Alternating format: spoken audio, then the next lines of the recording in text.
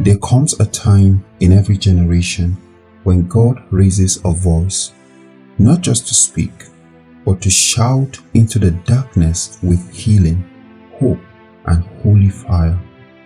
For millions around the world, that voice was Oral Roberts, a man of humble beginnings, fiery faith, and unstoppable vision. This is his story. They need a healing. And if you would like us to pray with you personally, you just write us. You can reach me this week by a letter. Oral Roberts, Tulsa 2, Oklahoma. We'll pray with you. We believe God can hear and answer prayer. I want to make it clear that I cannot heal. I do not claim any healing power. Only God has power to heal. I am a servant, an instrument God is using, a point of contact to help people release their faith. Our faith is in God. So, we're ready to go, Brother Deweese. How do you do? And Brother Robert, I've been waiting 2 years for this opportunity. You're so short of breath. What's the matter? I just guess I'm excited. Well, isn't it big? Oh, you have tuberculosis in both lungs. Yes, sir. Oh, God. This is Anna? That's right. There's a lot of. Member of the Church of Christ. And Anna, you've come for your healing. Yes, I have. Have you a family? I have. Children? 2 sons, yes. Are they depending on this tonight? They are. Put your hands on your chest. Audience, have compassion for a mother tonight. Oh, God, open these lungs. Christ, I know thou art standing by my side, and I touch her as you would have me touch her. I touch her because you tell me to touch her in the name of Christ. What? I'm all right. Wait a minute. Why do you say that? I just know I am. I've waited so long for this. Well, I just know you as my contact. I know it. Contact for what? For my healing. To God. Yes. Thank Jesus Christ, and thank you for your prayers. Are you breathing? Yes, I am. But I'm under treatment, you see, and I have this air that I take. Yes. I don't know the medical name for it. But you will go back to that doctor for an examination. I will. I'm due for x-rays Friday week. Oh, good. You'll hear from me.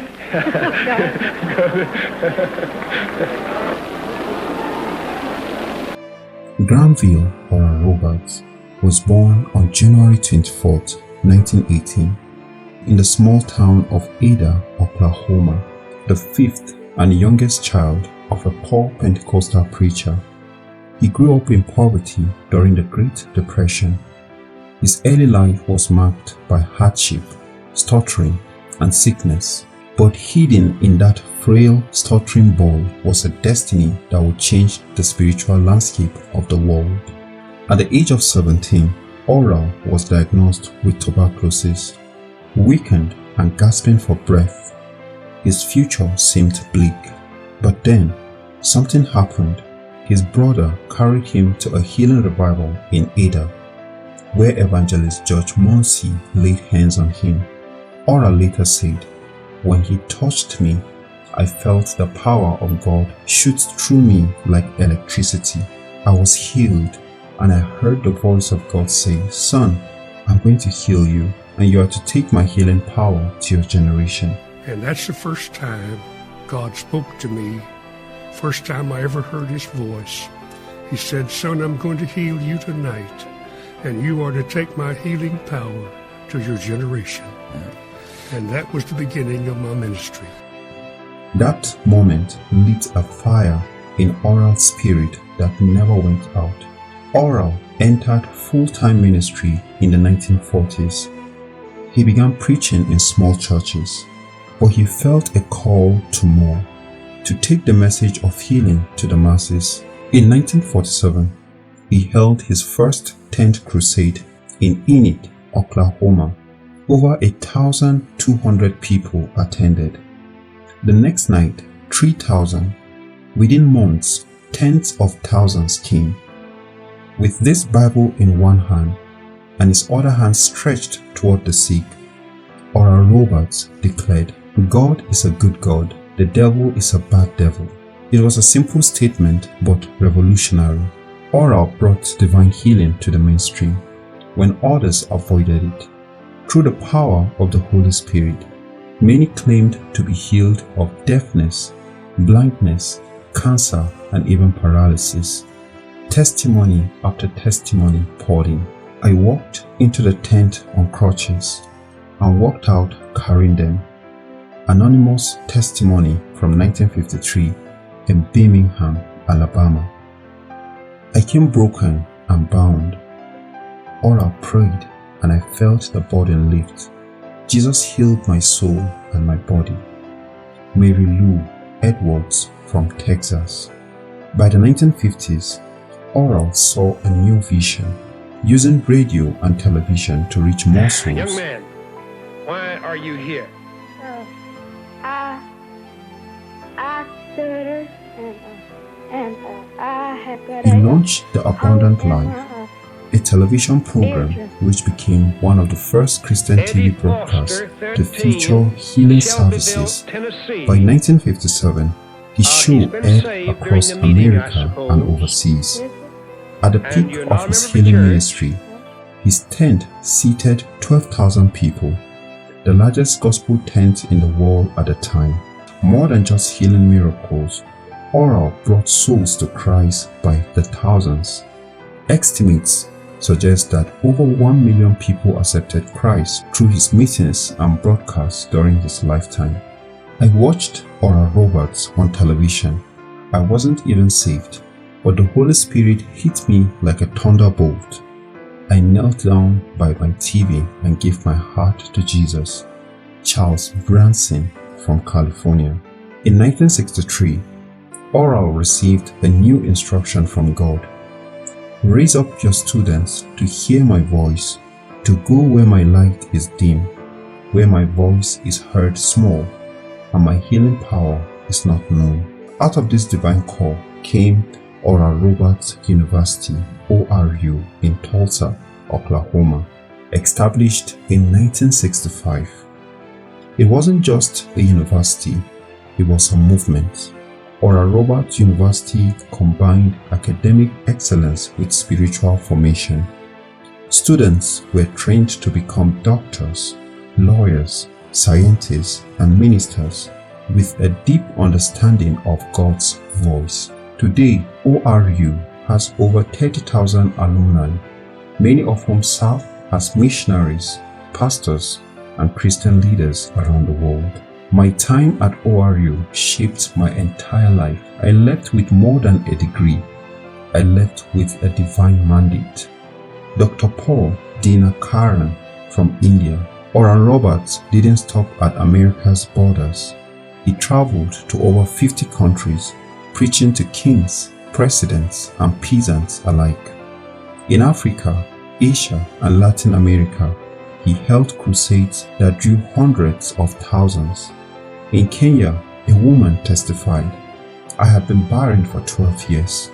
Oral Roberts laid hands on me. That same year, I conceived twins." To me, he was God's vessel of life.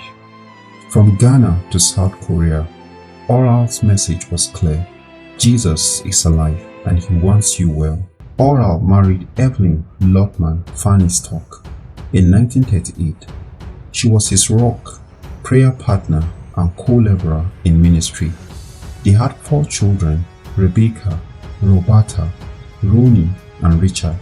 Tragically, the family faced deep personal losses.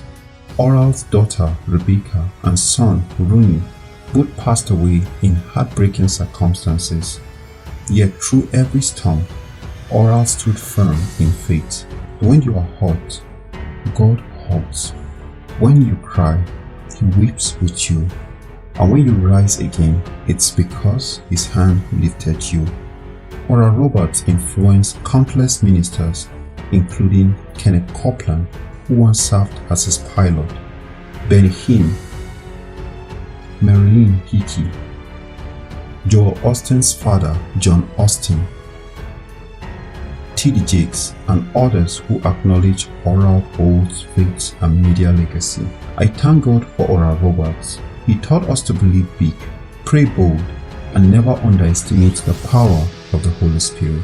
Oral Roberts retired from active ministry in the late 1980s, but continued to write, mentor, and preached occasionally. His final message to the world was simple.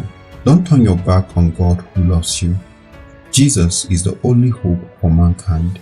He passed into glory on December 15, 2009 at the age of 91.